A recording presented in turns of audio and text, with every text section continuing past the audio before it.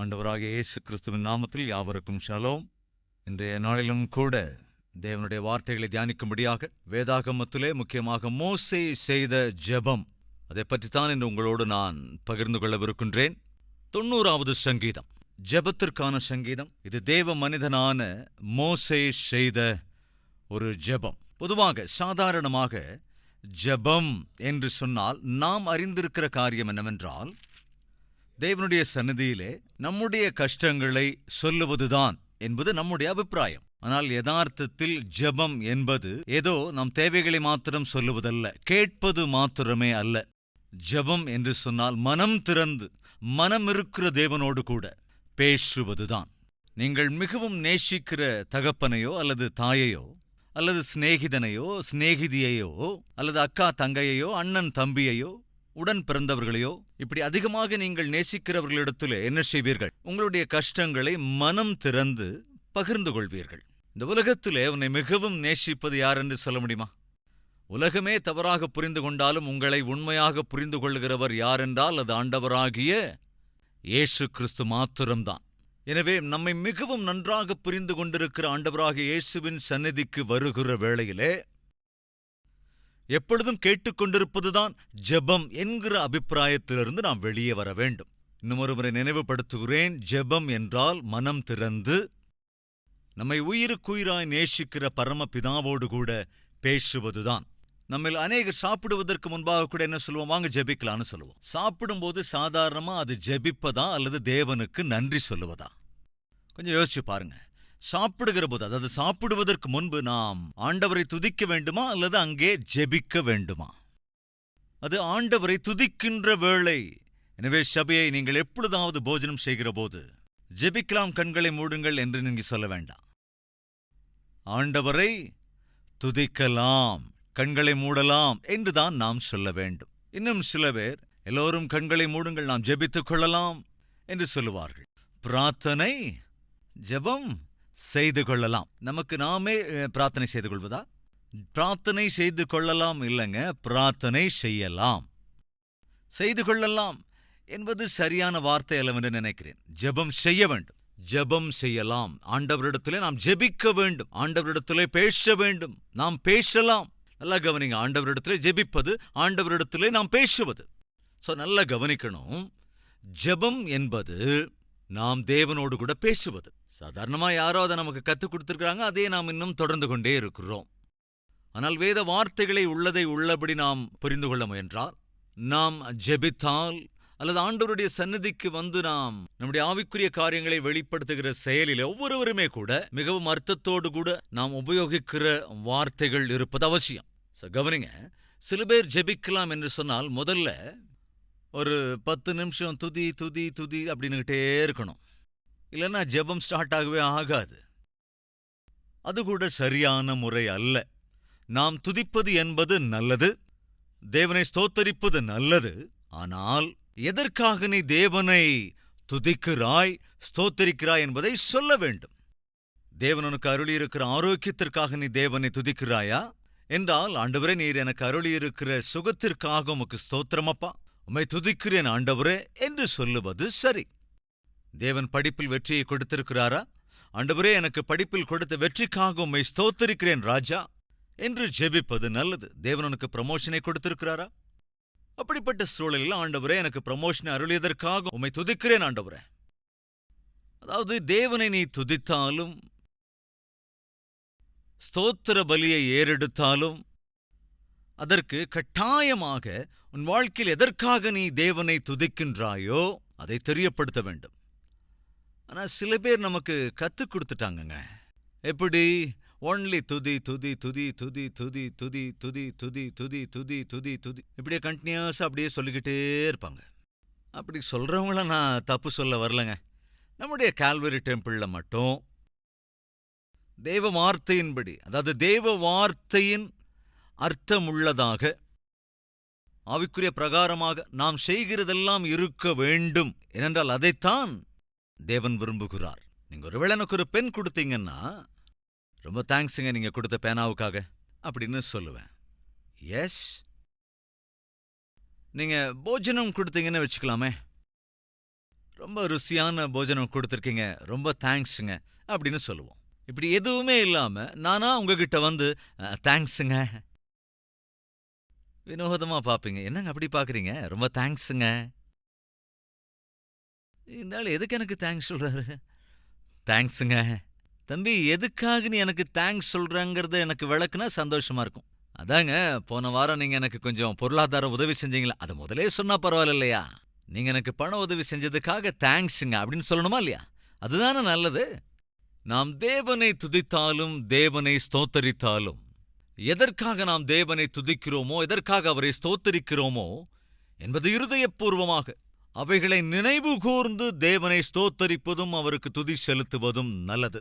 எனவே எப்பவா இருந்தாலும் நாம் தேவ சன்னதிக்கு வருகிற போது ஒரு ஆச்சாரமா யாரோ நமக்கு முன்னால கற்றுக் கொடுத்ததுனால அப்படி கற்றுக் கொடுத்தவைகளை காப்பியடித்துக் கொண்டிருப்பது நல்லதல்ல.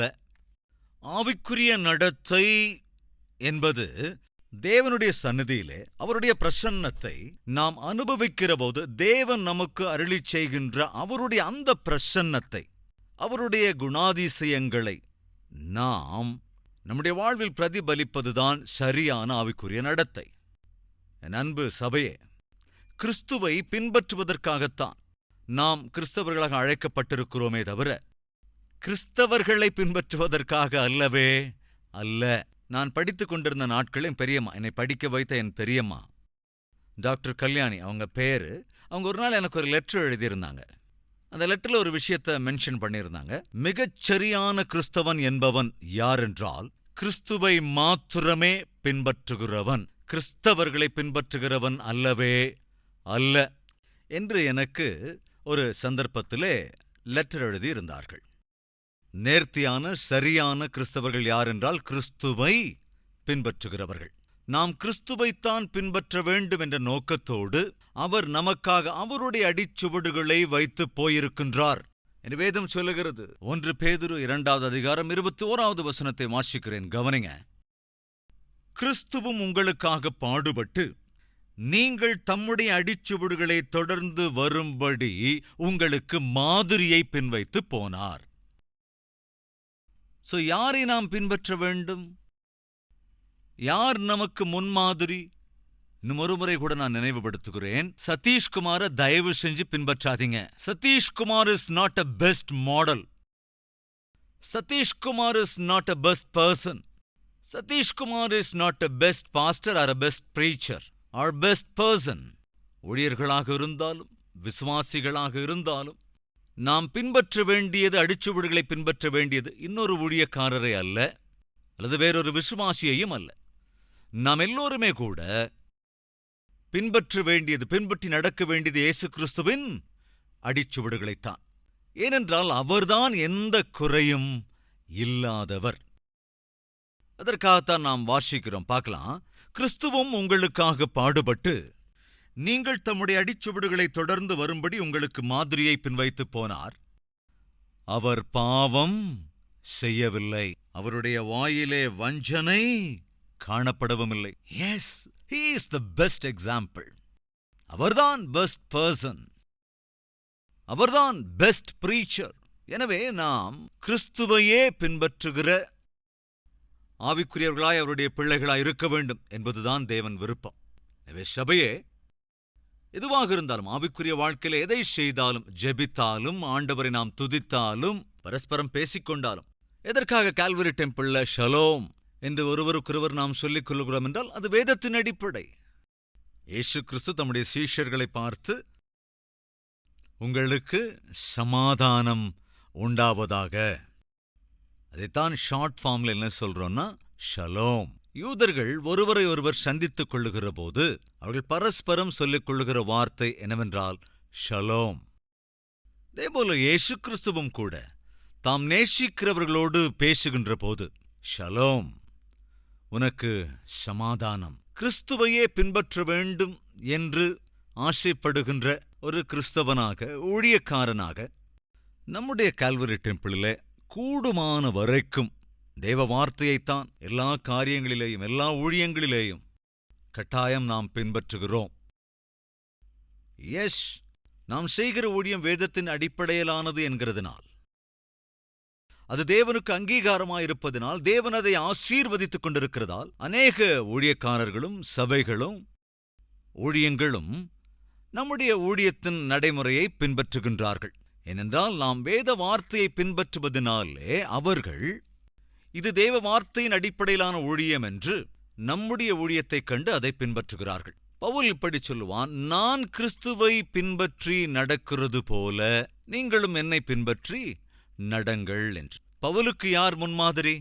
கிறிஸ்துதான் முன்மாதிரி. எனவேதான் தைரியமாக அந்த வார்த்தையை சொல்கிறான், நான் கிறிஸ்துவை பின்பற்றுகிறது போல நீங்களும் என்னை பின்பற்றி நடக்கலாம் என்று. நம்முடைய கால்வரி டெம்பிள் வேதத்தின் அடிப்படையிலான ஊழியம் என்பதனால்தான் இன்று அநேக ஊழியக்காரர்கள் அவர்களின் ஊழியத்தின் நடைமுறையை கால்வரி டெம்பிளை போல மாற்றிக் கொண்டிருக்கிறார்கள். நம்முடைய ஊழியங்களைக் கண்டு தங்கள் ஊழியங்களை வளர்த்துக் கொள்ளுகிறார்கள். நேர்த்தியாக நாம் பின்பற்றுகிற ஊழிய நடைமுறைகளை, வேதத்தின் அடிப்படையிலான ஊழியங்களை, அனுசரிக்கிற காரியங்களை அநேகர் பார்த்து அனுசரிக்கிறார்கள். சபையே, நான் மறுபடியும் நினைவுபடுத்துகிறேன், ஜெபம் என்றால் அது ஏதோ கேட்பது மாத்திரமல்ல. ஜெபம் என்றால் நம்முடைய தேவைகளை கேட்டுக்கொண்டிருப்பதே அல்ல, மனம் திறந்து தேவனிடத்திலே சொல்வது, அவரோடு பேசுவது. நம்மள நிறைய பேருக்கு ஜெபம்னா மனசே வராது. ஜெபிக்கலாம், ஜெபம் பண்ணலாம்னா அது ஏதோ பனிஷ்மெண்ட் மாதிரி நினைக்கிறாங்க. காரணம் என்னவென்றால், நமக்கு ஜெபம் என்பது ஒரு பழக்கம். ஜெபம் என்றாலே நம்முடைய கஷ்டத்தை, நம்முடைய பாடுகளை, நமக்கு இருக்கின்ற பிரச்சனைகளை, பாரங்களை பகிர்ந்து கொள்ளுவதுதான் என்று நாம் தொடர்ந்து நினைத்து வருகிறோம். ஆனால் நம்மை அளவுக்கு அதிகமாய் நேசிக்கிற ஒரு நல்ல சிநேகிதரோடு கூட, அல்லது நம்மை அளவுக்கு அதிகமாய் நேசிக்கிற ஒரு மகத்துவமான தேவனோடு மனம் திறந்து பேசுவது என்பதை நீங்கள் பழக்கப்படுத்தி பாருங்க. ரொம்ப சுலபமா ஆண்டவரோடு கூட நீங்கள் பேச முடியும். சில சமயங்கள்ல எனக்கு ஜெபம் பண்ணலாம் அப்படின்னா சில சந்தர்ப்பங்கள் ஏன்னா மனசே வராது. ஆனால் கட்டாயம் ஜெபிக்க வேண்டிய பொறுப்புங்கிறது இருக்குல்ல. நீங்க தயவு செஞ்சு நம்புங்க. அப்படிப்பட்ட சூழல்லாம் என்ன செய்வேன்னா, ஃபோன் பண்ணுவேங்க. யாருக்கு? ஆண்டவருக்கு ஃபோன் பண்ணுவேன். அவருடைய நம்பர் என்னன்னு கேட்காதீங்க. என்னது, ஆண்டவருக்கு நீங்க ஃபோன் பண்ணுவீங்களா? அவர் என்ன நம்பர் யூஸ் பண்றாரு, எந்த ஃபோன் நம்மள இருப்பாரு அப்படின்னு கேட்காதீங்க. ஃபோன் பண்ணுவேன் அப்படின்னா நம்ம சாதாரணமா ஃபோன்ல எப்படி பேசுவோம் யோசிச்சு பாருங்க. அதாவது ஃபோனில் உங்களுடைய பிரதர் கூடயோ அல்லது சிஸ்டர் கூடயோ பேசும்போது எப்படி பேசுவீங்க? அல்லது அம்மா கூட அப்பா கூட பேசும்போது ஃபோனில் நீங்கள் எப்படி பேசுவீங்க? ரொம்ப நெருக்கமாக பேசுவீங்க, ரொம்ப ஃப்ரீயாக பேசுவீங்க, ரொம்ப ஃப்ரெண்ட்லியாக பேசுவீங்க, அப்படித்தானே? ஸோ சில நேரங்களில் நானும் அதே தாங்க செய்வேன்.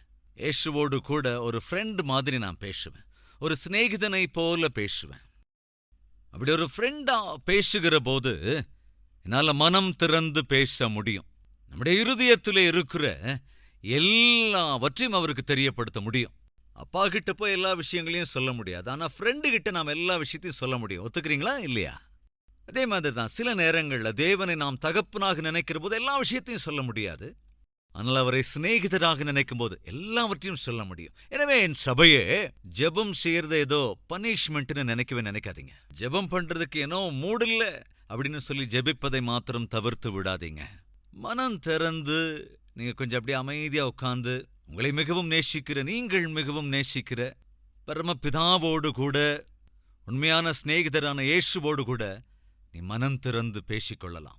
ஒரு சேர்ல உட்காந்து அப்படியே அமைதியா உட்காந்து இயேசுவோடு கூட நீ பேசலாம். அல்லது நீ பிரயாணம் பண்ணி கொண்டிருக்கும் போது கூட, ட்ரெயின்ல பயணிக்கும் போதோ பஸ்ல பிரயாணிக்கும் போதோ கூட உன்னுடைய மனசுல ஆண்டவரோடு பேச முடியும். ஒரு சிநேகிதராக நீ பேச முடியும்.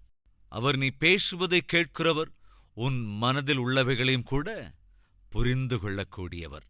ஜாக்கிரதையாக பார்க்கிற பொழுது மோசே ஜெபிக்கிறான். அங்கே மோசேயின் ஜெபம் என்றுதான் இருக்கிறது. சோ கொஞ்சம் ஜாக்கிரதையா நீங்க யோசிச்சு பாருங்க. அதாவது எவ்விதத்திலே மோசே அங்கே ஜெபிக்கிறான் என்று பார்க்கலாம். 90ஆம் சங்கீதம். ஆண்டவரே, தேவரீர் தலைமுறை தலைமுறையாக எங்களுக்கு அடைக்கலமானவர். அடைக்கலமானவர். கவனிங்க, பேசுகிறான். ஆண்டவரே, தேவரீர் தலைமுறை தலைமுறையாக எங்களுக்கு அடைக்கலமானவர். நீரே எங்கள் வாசஸ்தலம், நீரே எங்கள் தாவரம், நீர்தான் எங்களுக்கு அரணாயிருக்கிறீர், நீர்தான் எங்களுக்கு மறைவிடம், உமக்குள்தான் எங்களுக்கு பாதுகாப்பு. மனம் திறந்து அங்கே பேசுகின்றான். நீர்தான் ஆண்டவரே எங்களுக்கு அடைக்கலம், நீர்தான் ஆண்டவரே எங்களுக்கு அரணாக இருக்கிறீர். உமக்குள்ளே தானே ஆண்டவரே எங்களுக்கு பாதுகாவல் எல்லாம் இருக்கிறது. இதுதான் மனம் திறந்து பேசுவது என்பது. அன்பு சகோதர சகோதரிகளை வேதாகமம் சொல்கிறது.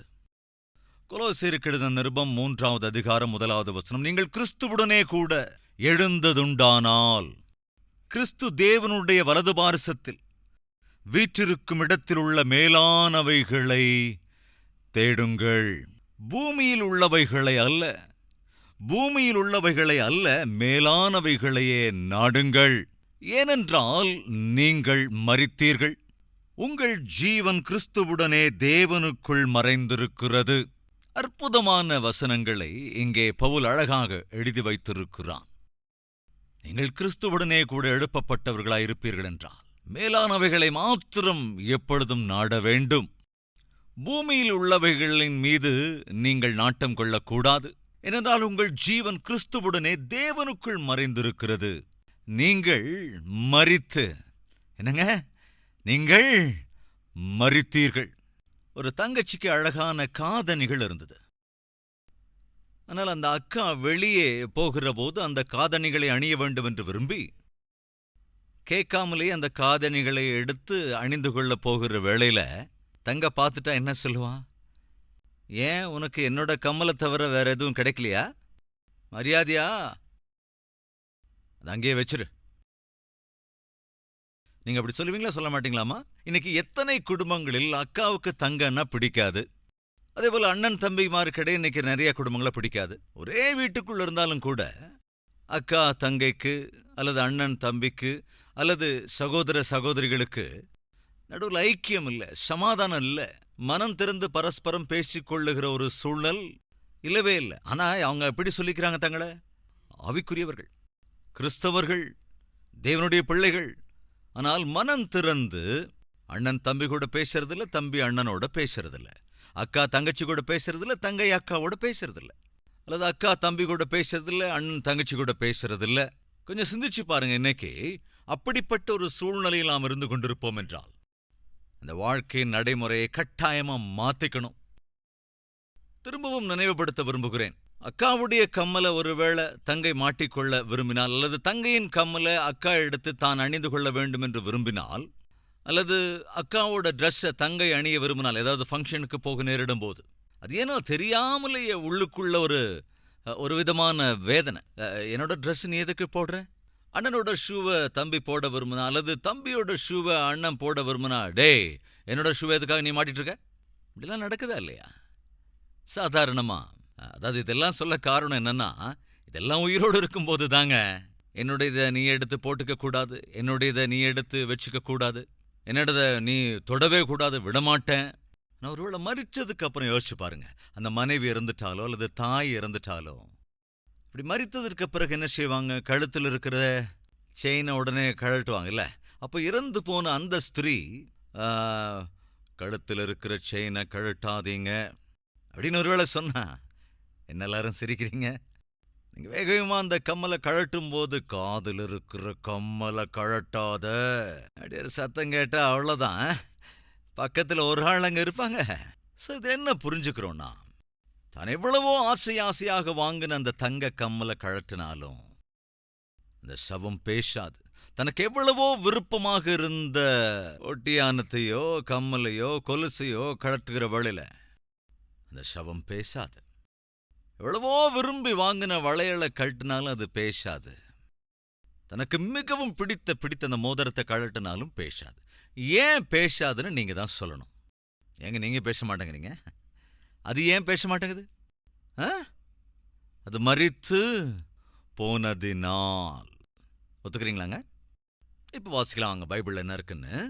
கொலோசியர் 3:1, நீங்கள் கிறிஸ்துவுடனே கூட எழுந்ததுண்டானால் கிறிஸ்து தேவனுடைய வலது பாரிசத்தில் வீற்றிருக்கும் இடத்தில் உள்ள மேலானவைகளை தேடுங்கள், பூமியில் உள்ளவைகளை அல்ல, மேலானவைகளையே நாடுங்கள். ஏனென்றால் நீங்கள் மரித்தீர்கள். என்ன ஆயிட்டீங்க?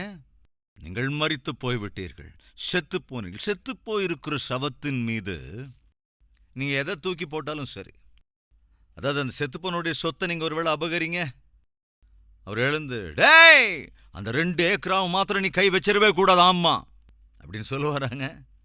யோசிச்சு பாருங்க.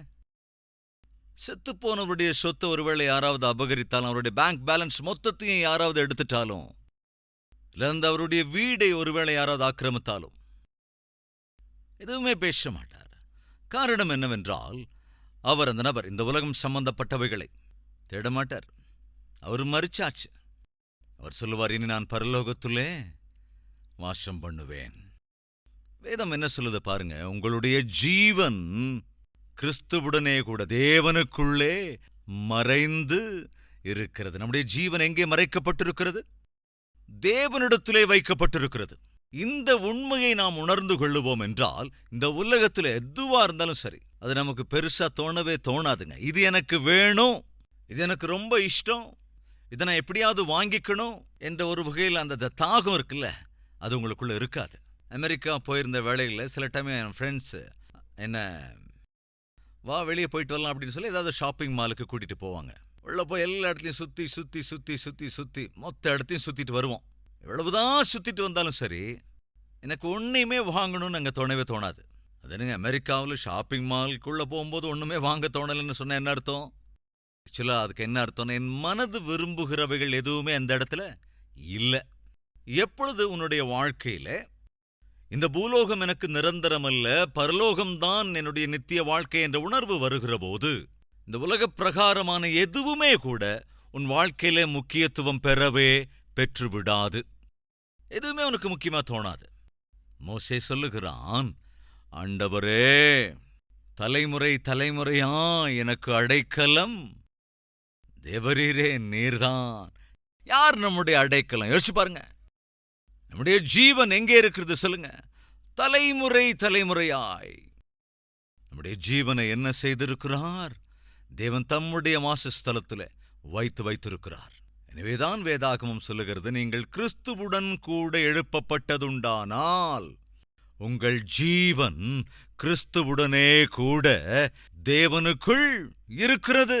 அதுதான் தேவனுடைய ராஜ்யம்தான், பரலோக ராஜ்யம்தான், சீயோன் நகரம்தான், தலைமுறை தலைமுறையாக நமக்கான வாசஸ்தலம். இப்ப சொல்லுங்களேன், பரலோகத்தில் உங்கள் எத்தனை பேருக்கு வாசஸ்தலம் இருக்கு? கையெழுத்தி காண்பிக்கிறீங்களா? எஸ், ஜெபிக்கலாம்.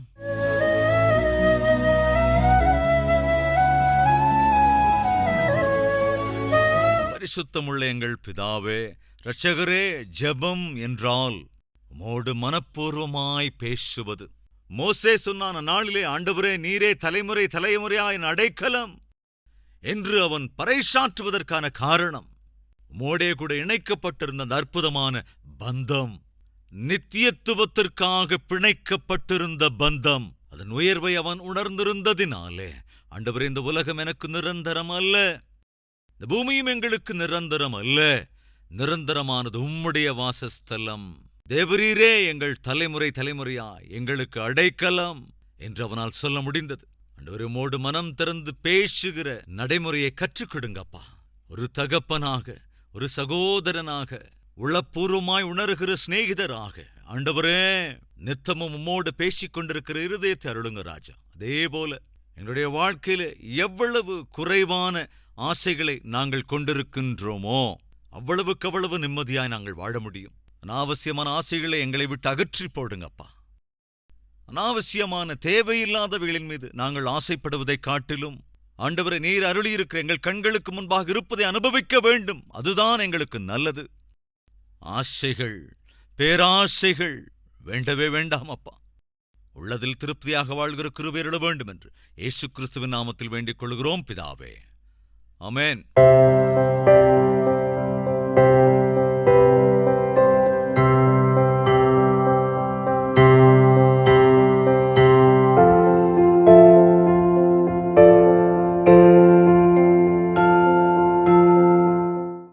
எங்கள் முகவரி: கல்வரி, தபால் பெட்டி எண் 30, குக்கட்பள்ளி, ஹைதராபாத் 72.